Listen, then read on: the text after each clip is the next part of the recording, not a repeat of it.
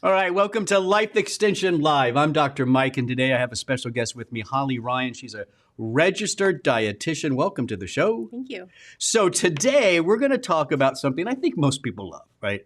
Lemonade. Who doesn't enjoy a refreshing, it's kind of sour, sugary little mix on a hot Saturday afternoon during the summer? But the problem is, as we get older, we got to think all about sorts of things that aren't good for us, and too much sugar is definitely something we need to talk about. Holli, there's a lot of sugar in those store brand lemonades, right? It's true. It's almost like having a glass of soda. Yeah, come on, we can't do that. So on today's show, we're going to talk about some sugar alternatives.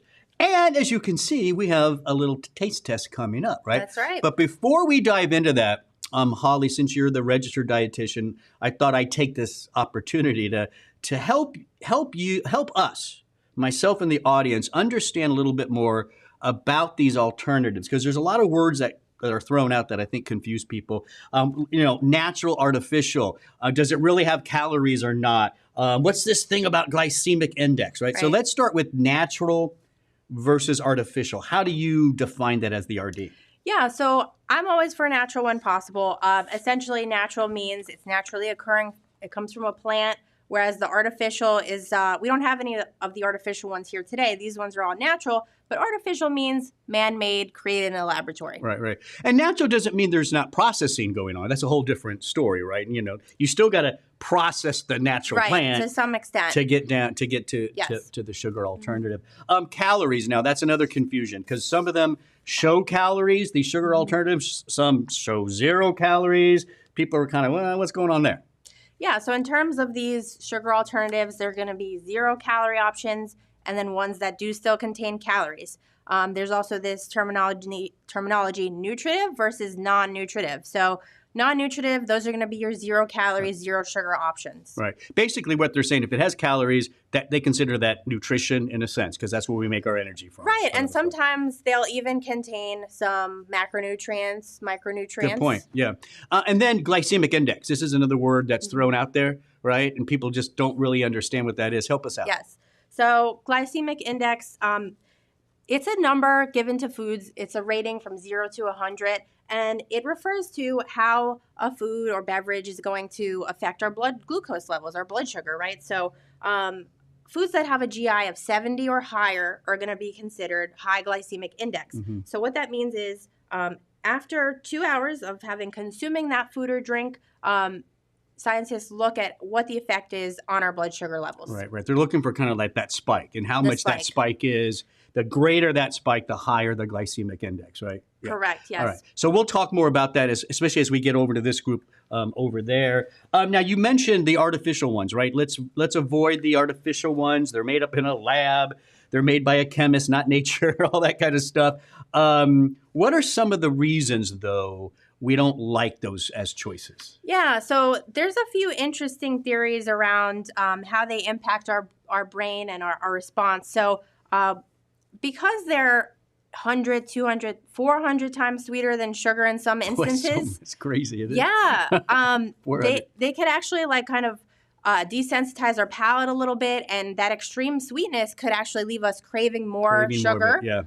So essentially the theory is, they trick the body into wanting the real thing. Yeah. So when you eat something that's kind of sweet, but if it's not what you're used to with the artificial ones, you're like, oh, I need more of that. I need more sugar in that, right? That's maybe where they get us. We also know it's not great for your gut microbiome, right? Yeah, there's some research showing it could actually cause dysbiosis, which is a gut microbiome imbalance. Yeah, and long term, probably because of the cravings, the artificial sweeteners really don't help with weight loss at the end of the day.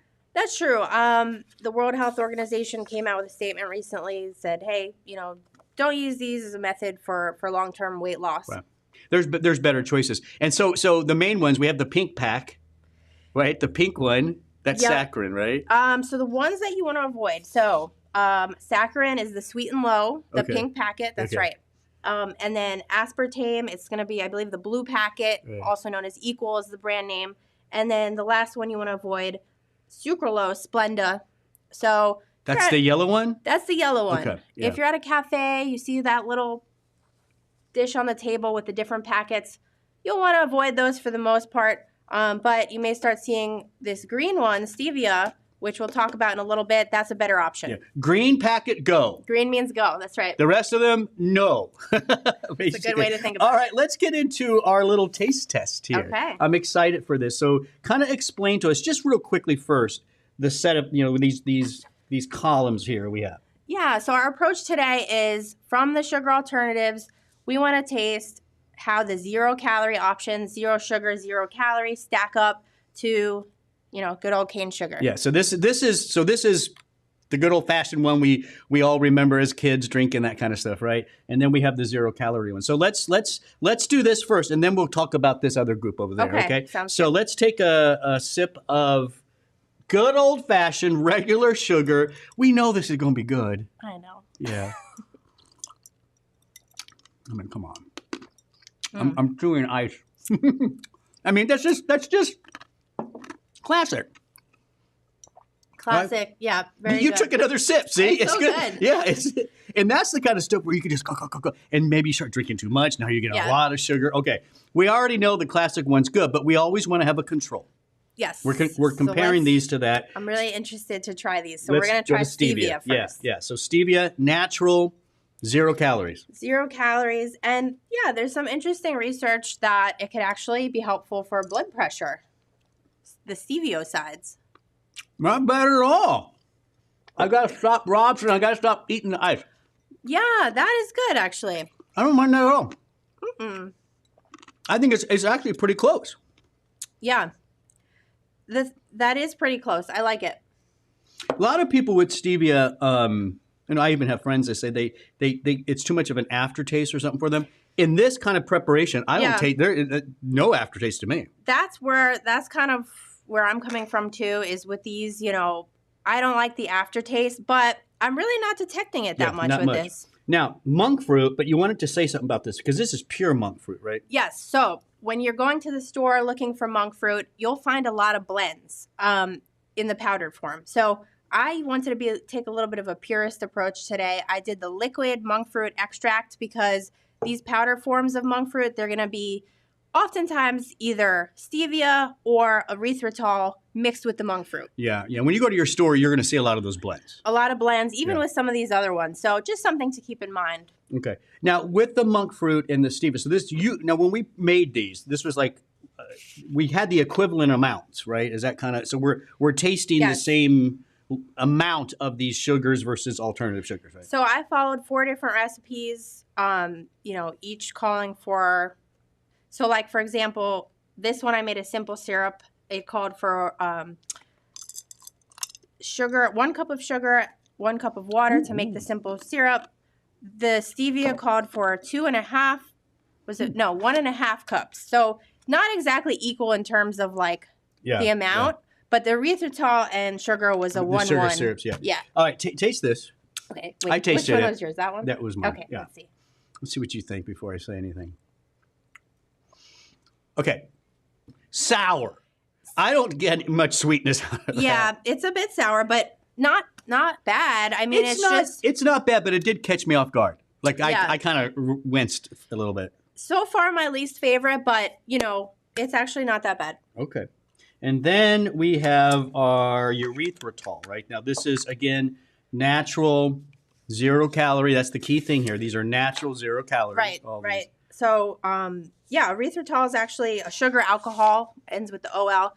It's found in certain fruits and vegetables. Yeah, it had some bad headlines recently. That's true. Yeah, there was a study. They were sensational headlines, but at the end of the day, they did show erythritol was connected to a little bit of an increase of cardiovascular risk. But the problem with that study was these people already were at high risk, and this subgroup of people in the study, they were doing over 30 grams a day of erythritol, and that's a lot. They were basically cooking, baking, and all that kind of stuff with it. So there's some issues with that study. I think for something like this, perfectly fine.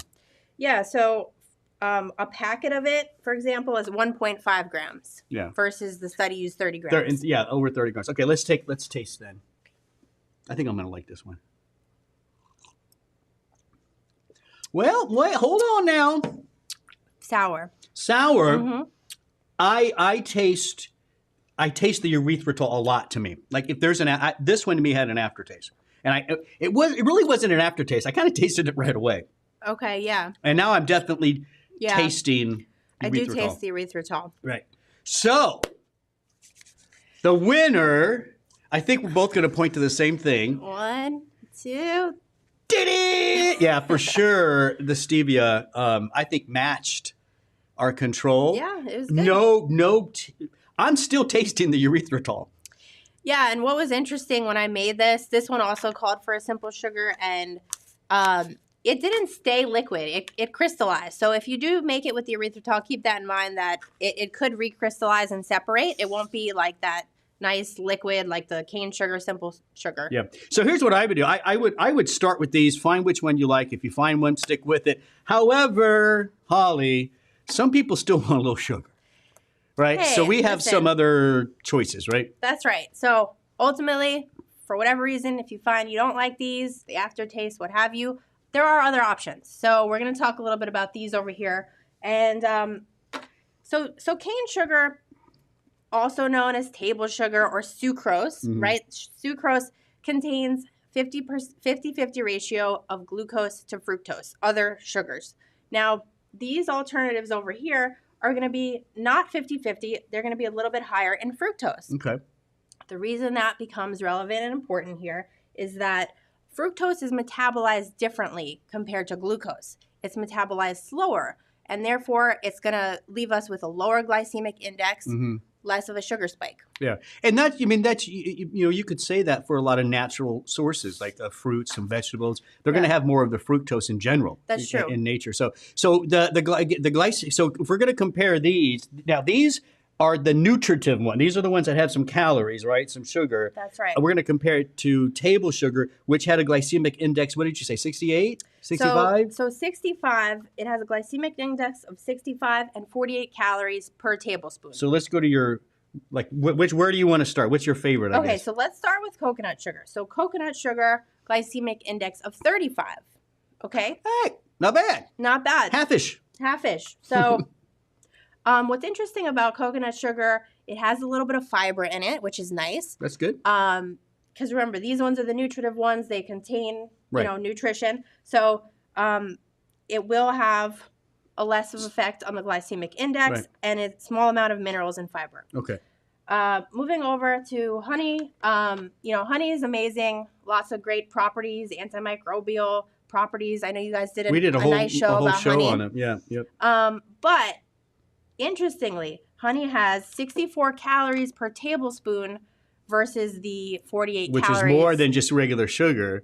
Per tablespoon of sugar. More calories than sugar. Yeah. But a little bit lower of a glycemic index. Yeah. 55 versus 65. 55. But I still, be careful with honey because people really believe, it's so much better than table sugar. And I watch people use a lot. No, you still need to consume it in moderation. You got to be careful. It does that. Okay, and so then, now this one's interesting to me is the beets. Dates. Yes. Why did I say beets? Dates. I like beets. Well, they do make sugar out of beets. Yeah, you can. Yeah. But these are dates. But these are dates. So one ingredient, dried dates. That's it. So which makes sense because they're so sweet. Dates are sweet. It makes sense as an option. Now, date sugar has a glycemic index of 44 and 30 calories per tablespoon. And then it does, dates are high in fiber. Okay. It'll contain, similar to coconut sugar, it'll contain some minerals and fiber and antioxidants. I mean, at the end of the day, if you're really someone who's concerned about sugar intake and you're trying to control it, maybe you're keto, whatever, this is probably where you want to be. Right. But if you're not as concerned, maybe you're just wanting to cut back a little bit on sugar, those are probably pretty good choices. I definitely think the coconut and the date. The honey, I'd be a little careful with. Yeah, still be careful. At the end of the day, they'll contribute to your calorie and sugar intake. But if you are looking for an alternative to cane sugar, you can consider the nutritive or the non-nutritive options. Yeah. How many lemons did you squeeze for this? About 20 lemons, I would say. 4.5 cups of lemon juice. Look at that. That's dedication. That's Holli Ryan, a registered dietitian. You wrote a blog on this, correct? Yes, and I'll even explore some other options that we didn't discuss today on that blog.